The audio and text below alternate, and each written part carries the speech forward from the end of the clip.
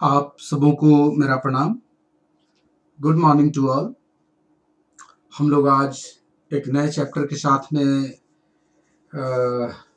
आए हुए हैं। हम लोग कोऑर्डिनेशन चैप्टर पे आज बात करेंगे।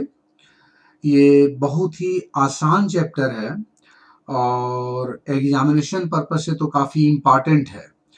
कोऑर्डिनेशन जो है तालमेल, सामंजस्य कह लें, समन्वय कह लें, ये जो शब्द है ना, ये हमारे जीवन से जुड़ा हुआ है। अगर इस शब्द को हम लोग फॉलो नहीं करें अपने लाइफ में, कोऑर्डिनेशन को हम अगर फॉलो नहीं करते हैं, मेंटेन नहीं करते हैं, तो हमारा जीवन जो है ना कभी भी सफल नहीं हो पाएगा। कोऑर्डिनेशन को हम एक बिजनेस या कॉरपोरेट या कंपनी या ऑर्गेनाइजेशन में आने से पहले ऐसा करते हैं ना, हम लोग अपने घर से ही शुरू करते हैं। देखिए, घर के जो गार्जियन होते हैं ना, हर गार्जियन का एक उद्देश्य होता है। वो हर जो पेरेंट हैं, वो सोच लेते हैं कि हमको अपने बच्चों को से क्या करवाना है, बच्चों को क्या बनाना है। ये एक मतलब एक उद्देश्य लेकर चलते हैं। हर पेरेंट का एक लक्ष्य होता है, गोल होता है, उद्देश्य होता है, टारगेट होता है। तो अब जब वो कुछ सोच लिए हैं, जो पेरेंट है, जो गार्जियन है, वो सोच लिए हैं कि बच्चों से क्या करवाना है, कैसे करवाना है, प्लान कर लिए। अब अगर मान लीजिए जो बच्चे हैं, अगर उनको कोऑर्डिनेट नहीं करें, अगर उनके सोच के साथ काम ना करें, तो भाई वो जो गार्जियन थे ना, वो फेल कर जाएँगे, है ना? वो उनका सोच मतलब क्या हो जाएगा, बेकार हो जाएगा। अगर आप बच्चे तालमेल ना बैठाएँ, कोऑपरेट नहीं करें अपने पेरेंट के साथ। तो जिस तरह से मतलब वो घर एक तरह से क्या हो जाएगा, बर्बादी हो जाएगा, क्योंकि कोई भी गार्जियन अपने बच्चों का कभी भी बुरा नहीं चाहता है ना? वो अपने बच्चों कैसे भी हो, बच्चे कैसे भी हो, हमेशा पेरेंट चाहते हैं कि उनका भला हो, तो उनके भले के लिए सोच करके रखते हैं। सो कोऑर्डिनेट करना चाहिए, कोऑपरेट करना चाहिए, है ना? उनके सोच के साथ काम करना चाहिए, सफलता तो मिलेगी। तो जिस तरह से एक घर में हम ये सोच रहे थे, उसी तरह से एक ऑर्गेनाइज़ेशन की भी बात कर लें। एक ऑर्गेनाइज़ेशन का हर ऑर्गेनाइज़ेशन का अपना एक लक्ष्य होता है, गोल होता है, टारगेट होता है ना? जिसको कि वो अचीव करना चाहता है, बहुत ही मतलब आसानी से अचीव करना चाहता है कोई भी ऑर्गेनाइज़ेशन, है ना? तो जो ऑर्गेनाइजेशन है, जो जो भी ऑर्गेनाइजेशन है, चाहे प्रॉफिट मेकिंग हो, चाहे नॉन प्रॉफिट में मेकिंग हो, अगर उसके जो एम्प्लॉइज़ हैं, उनके बीच में कोऑर्डिनेशन नहीं होगा, उनके बीच में जो अगर तालमेल नहीं होगा, या जो डिफरेंट एक्टिविटी जो मतलब एक जो बिज़नेस होता है, एक जो ऑर्गेनाइजेशन होता है, देखिए वो अपने कार्य को, अपने पूरे वर्किंग को कई सेगमेंट में बाँट देता है। कई ग्रुप में बाँट करके पूरा काम चलते रहता है।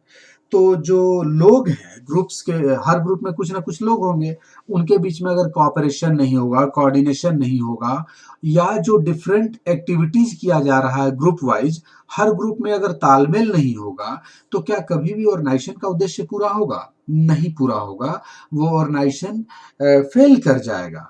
सो बहुत ही इम्पोर्टेंट सेगमेंट है ये हमारा, ये आज का जो टॉपिक है कोऑर्डिनेशन, कोऑपरेशन, ये सब आप जानते हैं।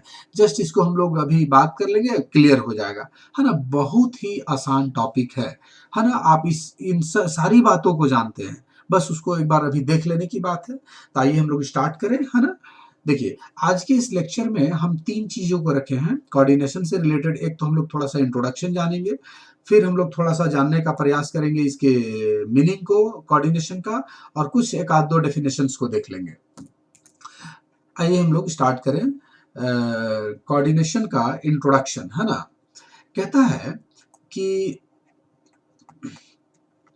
वेरियस डिपार्टमेंट्स, ये जो अलग-अलग डिपार्टमेंट होते हैं, वेरियस डिपार्टमेंट्स और कह लें sections are assigned different task to perform. आप जानते हैं ना कि एक मान लीजिए बहुत बड़ा ऑर्गेनाइजेशन है, तो वो करता क्या है कि उसके बहुत सारे डिपार्टमेंट्स होते हैं, है ना? बहुत सारे सेक्शंस होते हैं एक ऑर्गेनाइजेशन बिजनेस में, एक ऑर्गेनाइजेशन में। तो हर डिपार्टमेंट को या जो भी सेक्शन है, उसको अलग-अलग टास्क दे दिया जाता है करने के लिए, है ना? सब एक ही काम तो नहीं ना करेगा।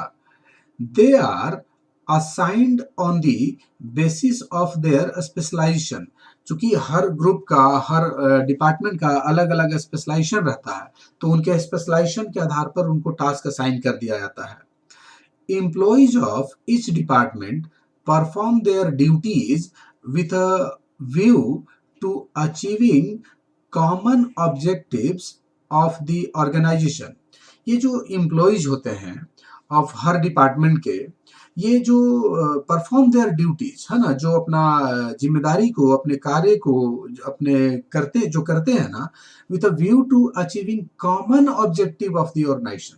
मतलब जो भी एम्प्लॉयज हैं डिपार्टमेंट के, ऑर्गेनाइजेशन के, तो जो ऑर्गेनाइजेशन का जो कॉमन ऑब्जेक्टिव है ना, हर ऑर्गेनाइजेशन का एक ही गोल होगा ना, कॉमन गोल होगा, ऑब्जेक्टिव होगा, ऑर्गेनाइजेशन का तो एक ही ना गोल होगा।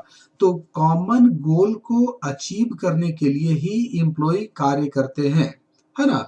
मतलब इस तरह से कार्य करते हैं एम्प्लॉयज कि क्या हो, जो ऑर्गेनाइजेशन का जो कॉमन ऑब्जेक्टिव है वो अचीव हो पाए, है ना। मतलब ऑर्गेनाइजेशन के कॉमन ऑब्जेक्टिव को अचीव करने के दृष्टिकोण से ही एम्प्लॉयज अपने ड्यूटी को परफॉर्म करते हैं। ठीक है, मान लीजिए ऐसा काम कर रहे हैं जो कोई कोरिलेशन ही नहीं है ऑर्गेनाइजेशन का ऑब्जेक्टिव से, तो भाई ऑर्गेनाइजेशन को दिक्कत होगा, है ना। आप जो भी काम करें वो टुवर्ड्स अटेनमेंट ऑफ ये ऑर्गेनाइजेशन गोल के लिए काम करें, है ना, जिससे ऑर्गेनाइजेशन का गोल इजी हो, जहां भी आप काम करें ऑनेस्टली काम करें। Common objectives are achieved without much wastage of time, effort and money with the help of coordination। कहता है कि कोऑर्डिनेशन की सहायता से हम ना ऑर्गेनाइजेशन को गोल को अचीव कर सकते हैं। कहता है कि without much wastage of time, बहुत समय बर्बाद नहीं भी न करके कर सकते हैं, बहुत एफर्ट भी नहीं लगाना पड़ सकता है, और बहुत खर्च भी नहीं करना पड़ेगा अगर कोऑर्डिनेशन हो तो, है ना। मतलब कोऑर्डिनेशन जब रहेगा तो न तो समय की बर्बादी होगी, न ही बहुत प्रयास करना पड़ेगा, और न ही बहुत मनी का वेस्टेज होगा, है ना। अगर कोऑर्डिनेशन पूरा है तो, और गोल अचीव करना, गोल अचीव मतलब हम जो ऑर्गेनाइजेशन का जो गोल अचीव करेंगे कोऑर्डिनेशन की सहायता से, तो वो इजिली अचीव होगा, और न ही समय, प्रयास और धन मतलब बहुत ज्यादा वेस्ट नहीं होगा, है ना। आइए बात को आगे बढ़ाएं।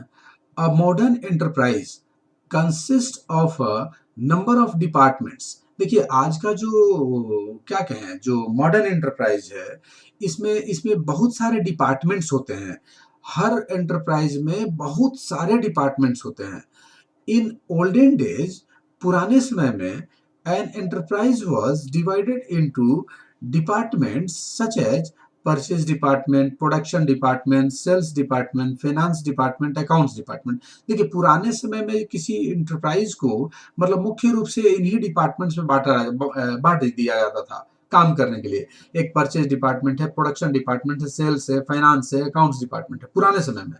बट नाउ डेज, आज के दिन में, आज के समय में, the enterprise is divided into the following departments. आज के समय में देखिए परचेज रहेगा, प्रोडक्शन रहेगा, सेल्स रहेगा, फाइनेंस रहेगा, अकाउंट्स रहेगा, पर्सनल डिपार्टमेंट है, रिसर्च एंड डेवलपमेंट है, पब्लिक रिलेशन है, एंड द लाइक। और इसी तरह से और भी कई डिपार्टमेंट्स में बांट करके काम किया जाता है।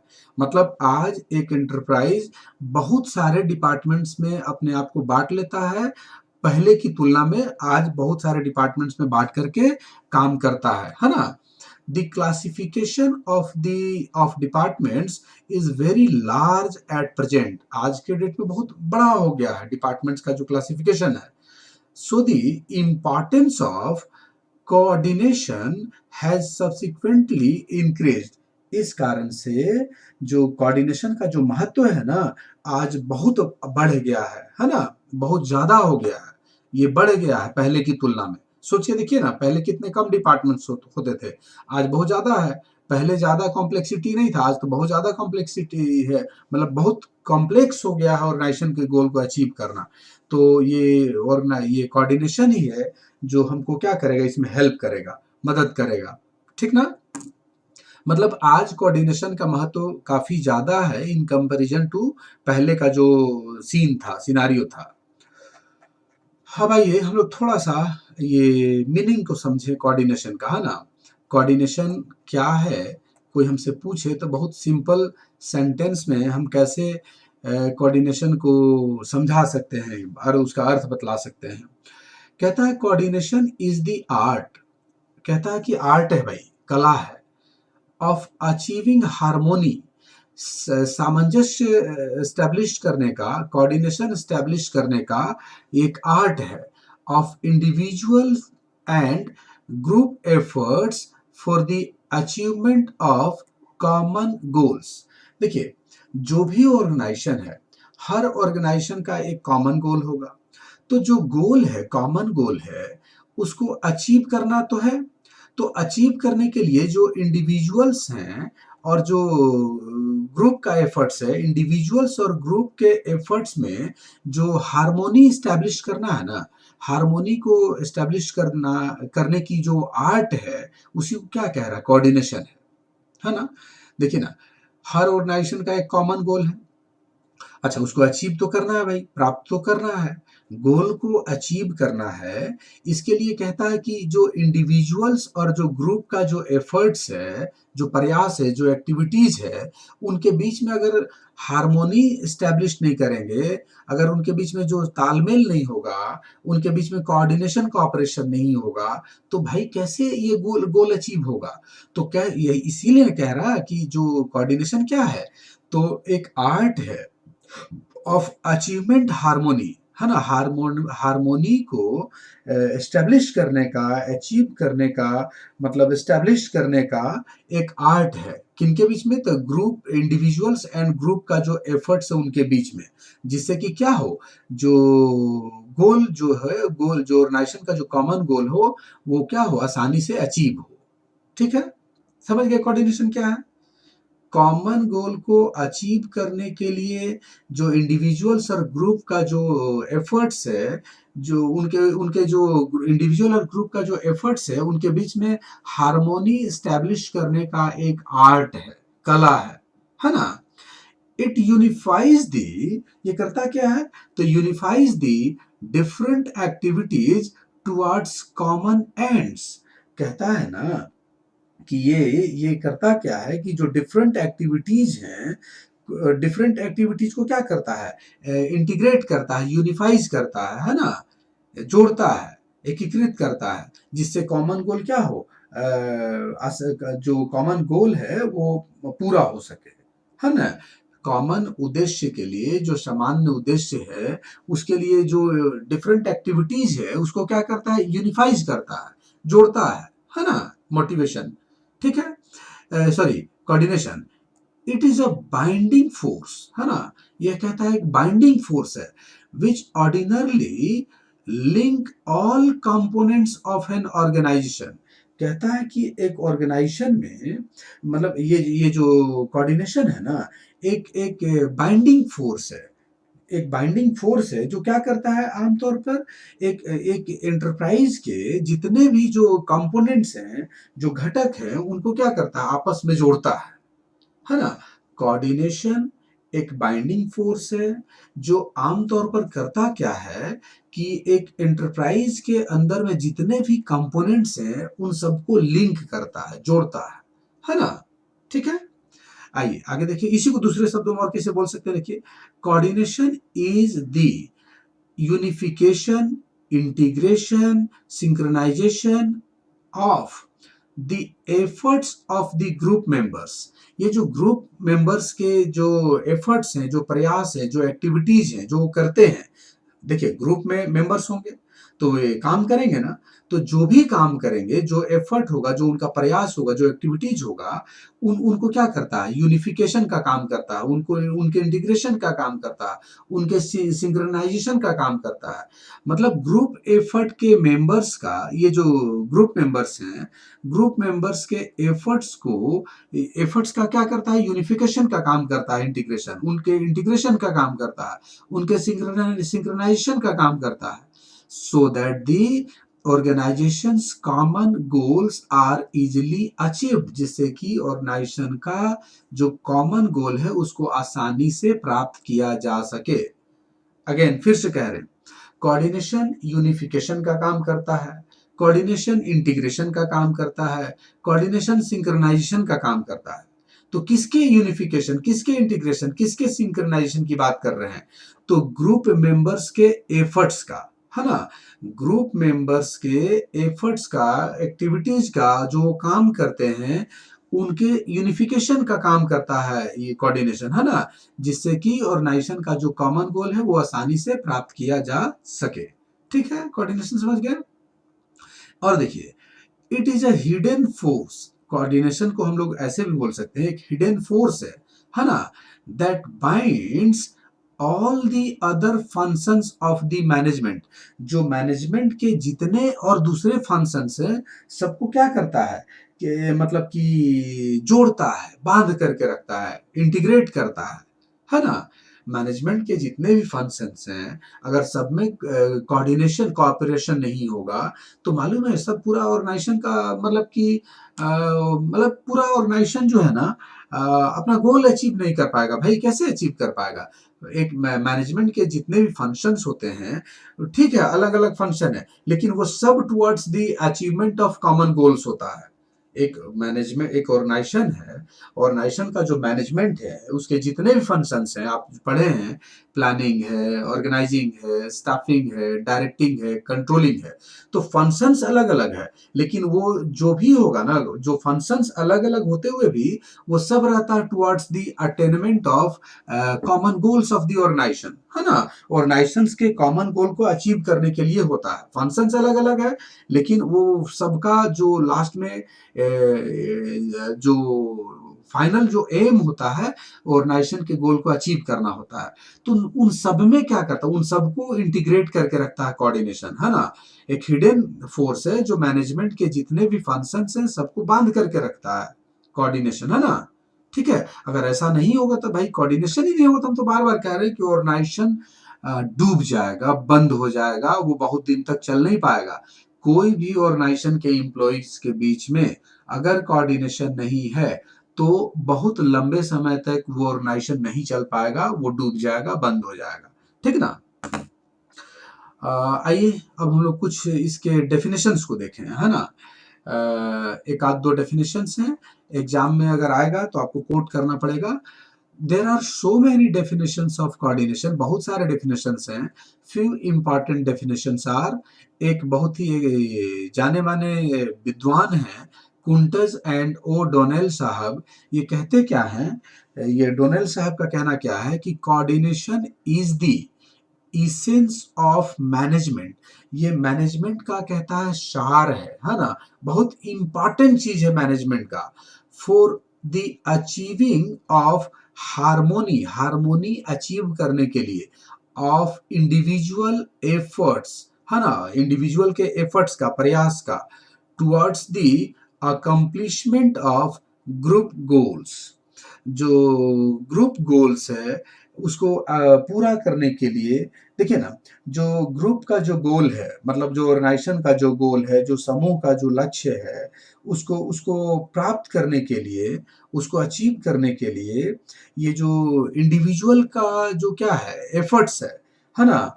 इंडिविजुअल के एफर्ट्स के क्या करेंगे, जो अगर कॉडी ये मतलब हार्मोनी एस्टेब्लिश नहीं होगा, मतलब उनमें तालमेल स्थापित नहीं होगा, तो कैसे वो क्या ऑर्गेनाइजेशन का गोल अचीव होगा? नहीं ना होगा। बात को समझिए, कहता है कि जो ऑर्गेनाइजेशन है, उस जो ग्रुप है, ग्रुप के गोल्स को अचीव करने के लिए जो इंडिविजुअल्स का जो एफर्ट्स है, तो इन इंडिविजुअल के एफर्ट्स के तालमेल को प्राप्त करने के लिए ये जो कोऑर्डिनेशन है, ये मैनेजमेंट का क्या है, एक बोलता है इसेंस है, सार है ना? बहुत ही इम्पॉर्टेंट, मतलब क्या कह ले, मैनेजमेंट का बहुत ही इम्पॉर्टेंट पहलू है, एस्पेक्ट है ये कोऑर्डिनेशन, है ना? समझ गए ना? ये कुंटे साहब का क्या कहना है? कुंटे साहब का क्या कहना है, फिर से कह रहे हैं कि जो ग्रुप है, ग्रुप के ऑब्जेक्टिव्स को, गोल्स को अचीव करने के लिए करता क्या है कि जो इंडिविजुअल का जो एफर्ट्स है, तो इंडिविजुअल के एफर्ट्स को क्या करता है, इंडिविजुअल के एफर्ट्स को, इंडिविजुअल के जो एफर्ट्स है ना, वो के को इंडिविजुअल का जो प्रयास है कि उसके लिए क्या करता है कि तालमेल, है ना, इंडिविजुअल के एफर्ट्स में कोऑर्डिनेशन, तालमेल को प्राप्त करने के लिए क्या है, मैनेजमेंट का एक सार है, ये मैनेजमेंट का सार है कोऑर्डिनेशन। समूह के लक्ष्यों की प्राप्ति के लिए जो गोल है, ये व्यक्तिगत प्रयासों के, जो इंडिविजुअल जो एफर्ट्स है ना, तालमेल को प्राप्त करने के लिए, कोऑर्डिनेशन को प्राप्त करने के लिए, जो कोऑर्डिनेशन है ना, वो प्रबंध का क्या है, सार है। ठीक है, इसको याद कर लीजिएगा। देखिए फयोल साहब का क्या कहना है, कहते हैं कि कोऑर्डिनेशन इज टू, है ना, harmonise all the activities of a concern in order to facilitate its working and success. बहुत ही अच्छा बात बोले हैं ये फयोल साहब। फयोल साहब का क्या कहना है कि ये जो कोऑर्डिनेशन है, किसी ऑर्गेनाइजेशन के जितने भी एक्टिविटीज हैं, बहुत सारे एक्टिविटीज हैं, है ना, तो बहुत सारे एक्टिविटीज में तालमेल, है ना, ये सामंजस्य स्थापित करता है।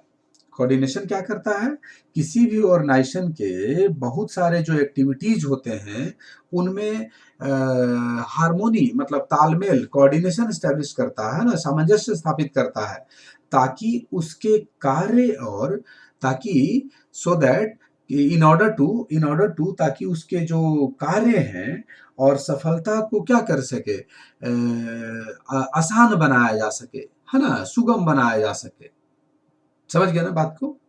ये फयोल साहब का क्या कहना है कि कोऑर्डिनेशन जो है किसी भी ऑर्गेनाइजेशन के जितने भी एक्टिविटीज होते हैं उन एक्टिविटीज में ये तालमेल स्थापित करता है, कोऑर्डिनेशन, है ना, एक्टिविटीज में तालमेल स्थापित करता है in order to facilitate its working and success, ताकि उसके कार्य और सफलता को क्या कर सके, आसान बनाया जा सके, सुगम बनाया जा सके, है ना।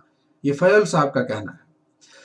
अब देखिए from the above discussion and definitions, ये जो डिस्कशन किए अभी तक और जो एक आध दो डेफिनेशन देखे, इसके आधार पर हम लोग क्या कह सकते हैं, आप देखिए, है ना, कुछ दो चार पॉइंट है, इसको समझने का प्रयास कीजिए। Coordination is to harmonise various activities, various activities जो होते हैं ना, उसको उसमें तालमेल स्थापित करने के लिए होता है ना। Coordination is to harmonise various activities of the enterprise to ensure smooth working. कहता है कि ये जो जो काम काज है, जो एक ऑर्गेनाइजेशन का जो वर्किंग है, उसको स्मूथ वर्किंग के लिए बोल रहा, सुचारू कामकाज को सुनिश्चित करने के लिए, है ना, जो ढंग से काम हो, अच्छे ढंग से काम हो, सुचारू अच्छे ढंग से काम हो, इसको इंश्योर करने के लिए क्या करता है कि जो जो एंटरप्राइज है उसके डिफरेंट एक्टिविटीज में ये तालमेल स्थापित करता है, कौन, कोऑर्डिनेशन। समझ गया ना।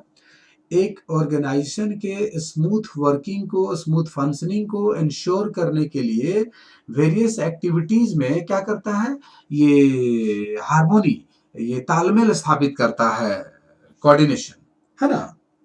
फिर देखिए इट इज एन एफर्ट, एक प्रयास है ना, एक प्रयास है to ensure the objectives of the business, business के ऑब्जेक्टिव को इंश्योर करने का एक प्रयास है, विथ मिनिमम फ्रिक्शन, है ना, जिससे परेशानी कम हो, and maximum coordination, minimum friction के साथ और अधिकतम कोऑर्डिनेशन के साथ, among various segments of the business. एक बिजनेस जो है ना, एक एंटरप्राइज जो है, जो एक उद्योग है, जो एक ऑर्गेनाइजेशन है, कहते हैं ना कि वो बहुत सारे अपने आप में बहुत सारे सेगमेंट्स में बांट करके काम करता है।